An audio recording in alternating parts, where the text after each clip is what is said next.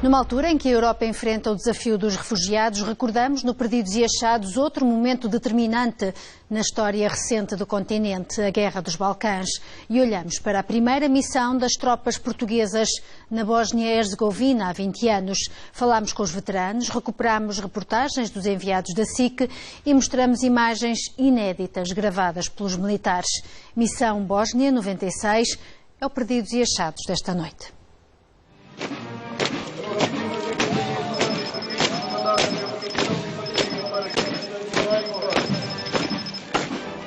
Está de partida para o Kosovo o 2º Batalhão de Infantaria Paraquedista.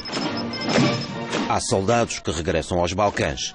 O comandante, o tenente-coronel Francisco Sousa, e os sargentos Carlos Queiroz e Luís Neves são veteranos de 1996 da primeira missão balcânica das tropas portuguesas na Bósnia-Herzegovina. Vejo o regresso como um mal necessário. Somos uma força militar, mas que penso eu que somos talvez a única instituição capaz de pôr termo àquele tipo de conflito. É curioso, também já lá estive outras vezes. Tenho alguma expectativa em relação ao futuro do Kosovo. Se me perguntassem em 96 se isso iria acontecer, eu sinceramente não teria resposta para lhe dar. Com os Balcãs já pacificados, mas ainda policiados internacionalmente, o contingente é pequeno, com militares de outras unidades regulares do Exército. Em São Jacinto ficam outros paras, veteranos de 96. Em 2005 tive a oportunidade de voltar à Bósnia e tive uma missão no âmbito neste caso não no âmbito da NATO, mas sim no âmbito da União Europeia. E notei uma diferença muito, muito grande. Qualquer militar que tenha estado em 96 encarou com uma postura diferente, para melhor neste caso. E agora voltava? Naturalmente que sim.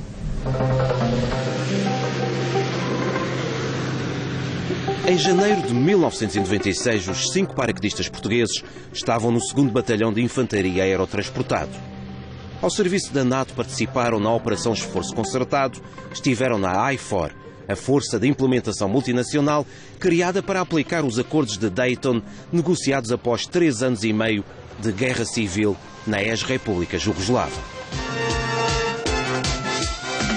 Boa noite. 2 militares portugueses morreram esta noite em Sarajevo num acidente com um engenho explosivo. Um engenho geralmente utilizado em bombardeamentos aéreos ou pela artilharia.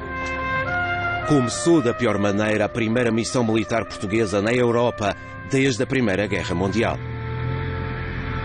A 24 de janeiro de 1996, o acidente silenciou o contingente português, ainda em fase de instalação. 20 anos depois, a primeiro cabo paraquedista Sandra Borges não consegue ainda ouvir o toque de finados sem se lembrar dos camaradas Alcino Mota e Rui Tavares.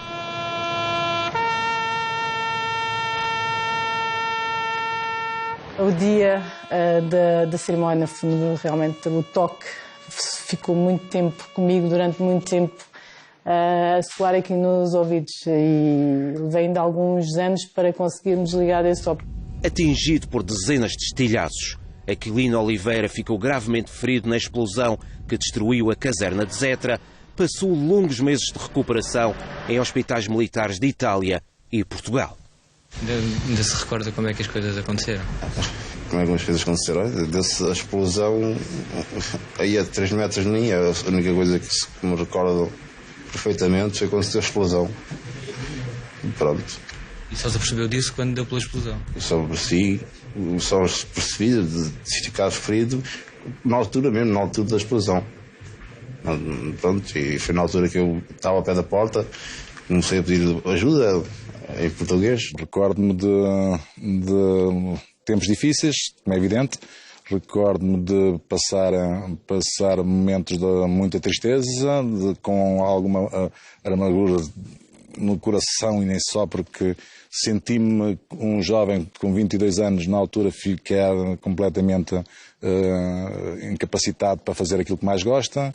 Inicialmente uma revolta tremenda, que depois deu asa a ter força para poder continuar a minha vida. Na origem da explosão esteve uma bomboleta ou cluster bomb, um engenho usado pela artilharia sérvia no cerco a Sarajevo. tudo indica que tenha sido um engenho explosivo que o nosso militar terá trazido à área onde estava a trabalhar. Encontrada em Vogocha, a norte da cidade, na antiga fábrica da Volkswagen, onde se instalou o batalhão de apoio e serviços, a bomboleta explodiu na caserna de Sarajevo, onde dormiam inicialmente soldados italianos e portugueses. Nessa altura, nós tínhamos em Sarajevo, que a força não estava toda lá, tínhamos um único telefone de satélite. Toda a gente queria falar para Portugal, o Presidente da República, Primeiro-Ministro, as famílias, ministros, vários, chefes militares, toda a gente queria falar para Sarajevo para uma linha e nós tínhamos que pedir à Marconi de vez em quando, se não se importa, não passe mais chamadas, nós precisamos fazer uma chamada de serviço. Portanto, foi de facto tremendo e houve ali uma espécie de querer passar responsabilidades, os italianos para nós para os italianos. Portanto, eles que nós tínhamos levado uma bomba para o quartel, nós que eles não tinham limpo aquilo que eles é que tinham a obrigação de desminar, e era verdade. Portanto, houve ali houve ali 2 dias, digamos assim, em que as coisas não correram da melhor maneira. A comida é ótima, não falha nada, 100%. O acidente aumentou ainda mais a pressão mediática já existente sobre o contingente português. O controle da informação sobre a missão passou a ser uma regra quando 20 jornalistas chegaram ao terreno, com o apoio do Ministério da Defesa, já a SIC fazia reportagem há 2 semanas. Bem, aqui na Bósnia, primeiro foi a euforia inicial própria de uma estreia. Livre acesso à informação, do soldado ao tenente-coronel, todos os jornalistas puderam falar com quem quiseram, quando quiseram e sobre o que quiseram. Para isso tiveram mesmo a bênção de 2 homens dos serviços de informações enviados de Lisboa. Claro está, um procedimento que não deu resultado, porque acabou por pôr a descoberto os piores aspectos desta missão. Os sacos-camas que não prestam, o banho uma vez por semana, os jovens que querem ser iguais aos soldados americanos. A questão dos equipamentos, que havia falta em alguns equipamentos, a questão do frio, a questão da alimentação, com vários problemas ao princípio com a alimentação, que era fornecida pelos italianos e não estava de acordo com os nossos hábitos. Aqueles problemas todos que a força estava a sofrer, rapidamente os jornalistas se aperceberam deles e caíram na comunicação social e, naturalmente, em Portugal, não é? Depois veio a ordem para fechar a boca, só deixar falar de tenente-coronel para cima e controlar o acesso ao batalhão. As regras da NATO limitaram a cobertura informativa até então assente na confiança entre jornalistas e militares. Globalmente, eu considero esse seguimento para a comunicação social muito, muito positivo, porque, ao fim e ao cabo, foi a maneira de dar a conhecer ao povo português a existência de forças armadas disponíveis e capazes e fazer o povo português acompanhar, interiorizar e acompanhar a missão, seguir as dificuldades que eles estavam a ter.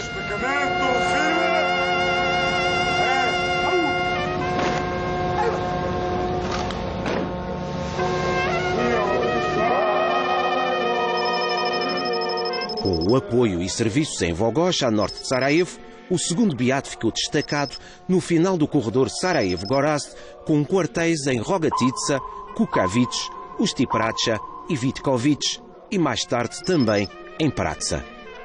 Sob responsabilidade portuguesa ficou o enclave muçulmano de Gorazd, no leste da Bósnia, e um extenso território controlado pelos sérvios bósnios.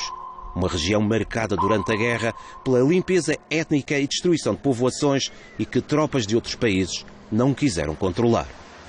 Nós portugueses não temos a cultura do frio e não estávamos preparados para enfrentar aquelas condições. Mas fizemos-lo com sucesso, com muito espírito de sacrifício. E foram os homens do pelotão de reconhecimento que andaram na linha da frente a fazer cumprir os acordos de paz. Havia ainda itinerários de montanha, pessoal militarizado que não estava muito bem consciente que supostamente a guerra já deveria ter terminado. Portanto, deparamos com situações dessas e tivemos que agir por forma que, de maneira pacífica, digamos assim, e que eles nos entregassem as armas. Fizemos uma operação que foi de substituição dos sérvios para a nossa tropa nos abrigos ao longo do itinerário que ia de Gorazd para Jabuka. Era a primeira vez que estávamos a ocupar uma área de operações numa situação, como todos sabemos, em que a população estava ou ainda estava em conflito ainda estava a sofrer as consequências de todo o conflito que se tinha passado e que de vez em quando ainda existiam alguns focos de tensão e mesmo de luta entre as fações. 20 anos depois, e já sem as limitações que ficaram conhecidas pela Lei da Rolha, falam alguns dos que não falaram na altura. As imagens VHS são de Jorge Oliveira, sargento em 96, atualmente na reserva, a trabalhar fora de Portugal, registou as dificuldades iniciais da missão que os jornalistas não conseguiram registar.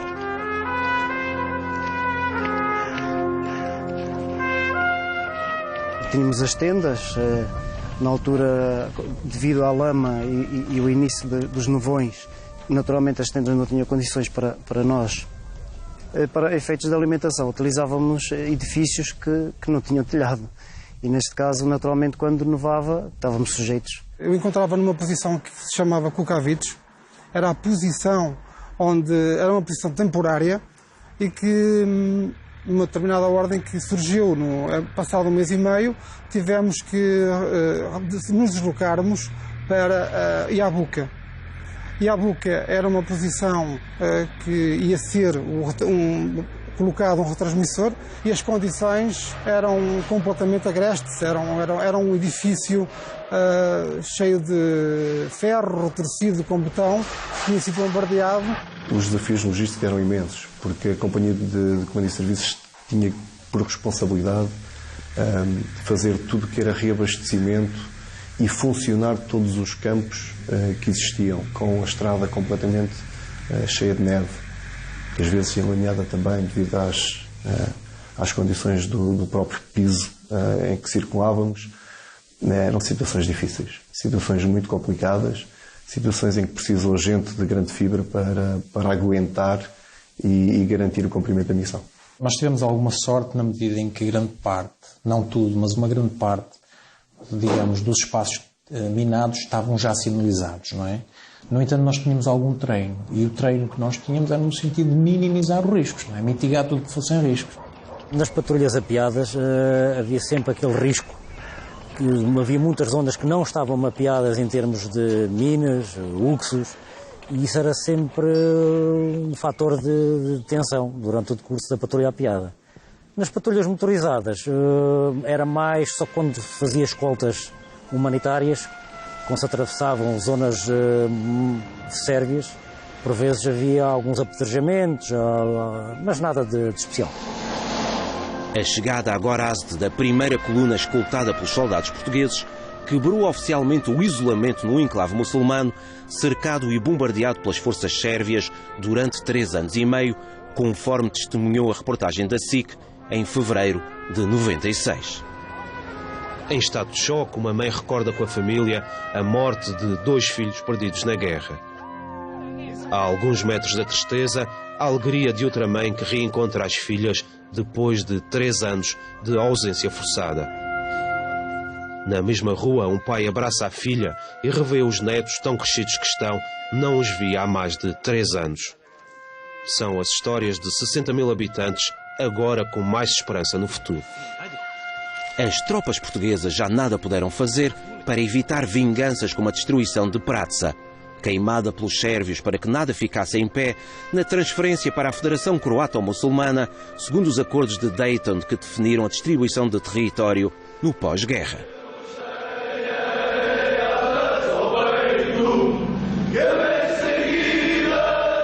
No posto de comando em Rogatica, no princípio de fevereiro, o capelão César Fernandes celebrou a primeira missa portuguesa em solo bósnio.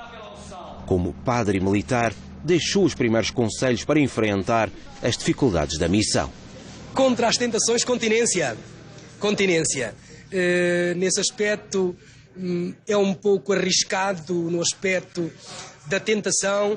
É um pouco arriscado os jovens meterem-se em situações menos corretas aqui nesta área. O corpo de Cristo.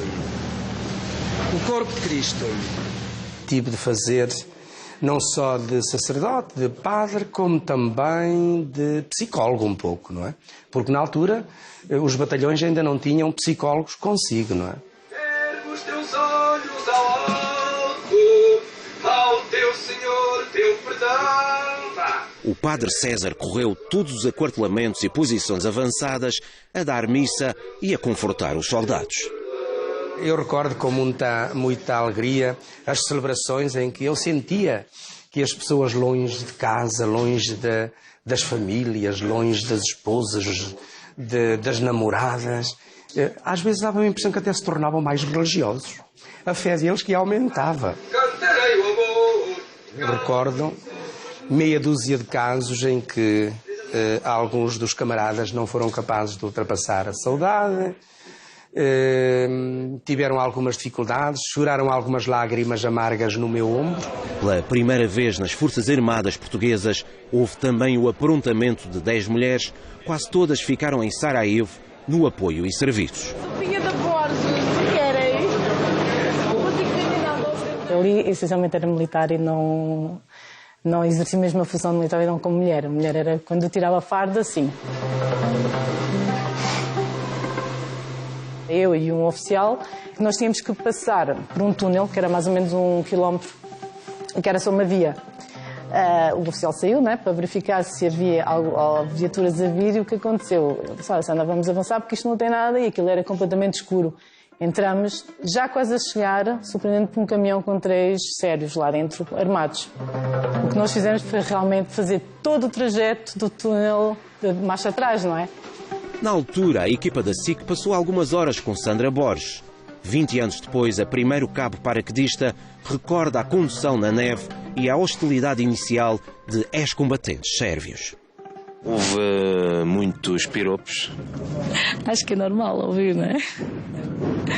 Já é normal, é hábito já. Já não é daqui, também de lá da base já é normal. Outras situações que eu também me recordo, fazer o serviço de guarda, os sérvios a passarem e acharem um bocado estranho de ver ali uma mulher e queriam ultrapassar o limite. A maioria dos que cumpriram a missão de 96 abandonou já a vida militar, mas continua regularmente a manter contacto com os ex-camaradas de armas. O Dia da Unidade em São Jacinto, no Regimento de Infantaria número 10 da Brigada de Reação Rápida, ficou este ano marcado pelo 20º aniversário da Operação Esforço Concertado. 20 anos depois, o estandarte nacional foi entregue à mesma unidade de 96, agora destacada no Kosovo, como 2º Batalhão de Infantaria Paraquedista.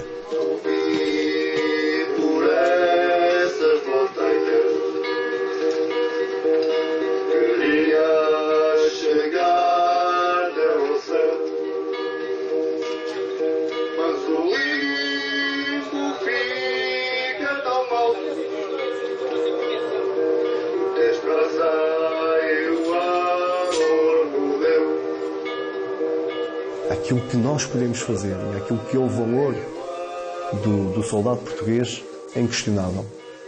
Os tempos mudam, a tecnologia muda, o valor mantém-se e a sua capacidade mantém-se. Foi uma missão difícil e que só foi cumprida com muito sacrifício de quem participou nela.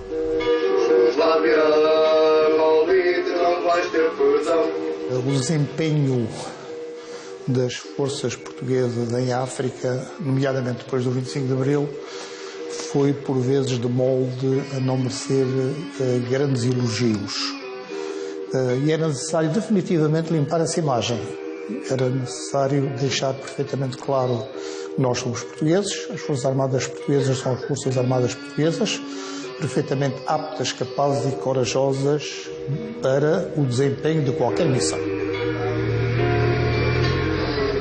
Todos nós sabemos que qualquer missão no exterior, neste caso, no meu caso foi nos Balcãs, mas nestes que estão tanto a ser feitas recentemente, têm sempre riscos conhecidos, não é? Qualquer teatro de guerra tem. E que mensagem poderia dizer? Poderia dizer que tenham sempre coragem, atitude e fomos ensinados para isso.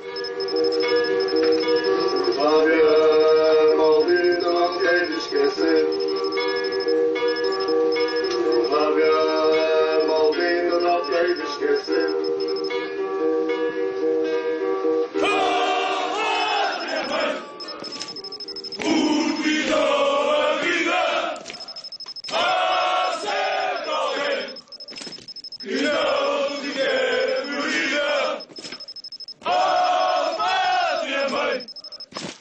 Revolução!